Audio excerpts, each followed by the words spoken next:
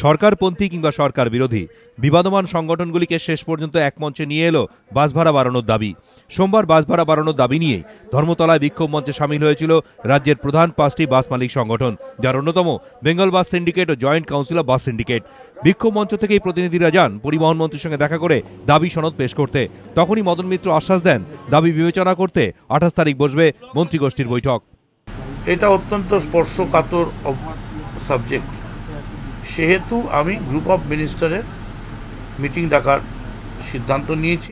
পরিবহন মন্ত্রীর আশ্বাসের পর স্বভাবতই সংগঠনগুলি এখন অপেক্ষা করতে চাইছে মন্ত্রীগোষ্ঠীর সিদ্ধান্তের জন্য। বাধ্য হয়ে ওয়েট করতে হবে। কত তারিখ অবধি ওয়েট করবেন? যে তারিখ অবধি মন্ত্রী মিটিং হবে। তারপরে আমরা আগামী 30 তারিখ বা 31 তারিখে আমরা আমাদের যে 5টা সংগঠন আজকে আমরা একত্রিতভাবে এখানে বসেছি, আর সেই মিটিং থেকে আমরা সিদ্ধান্ত নেব আমাদের পরবর্তী পদক্ষেপ কী হবে।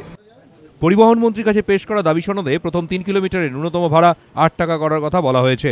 তারপরে 6 কিলোমিটার পর্যন্ত 10 টাকা এবং 10 কিলোমিটার পর্যন্ত 12 টাকা করার দাবি জানানো হয়েছে। বাস মালিকদের ইঙ্গিত 28 তারিখ মন্ত্রীগোষ্ঠীর বৈঠকের পর 2-1 দিনের মধ্যেই আলোচনায় বসে পরবর্তী কর্মসূচি ঠিক করবে আন্দোলনকারীদের steering committee.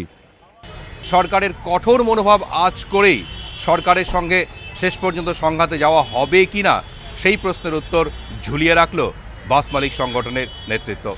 Dipak Ghosh, ABP আনন্দ, কলকাতা।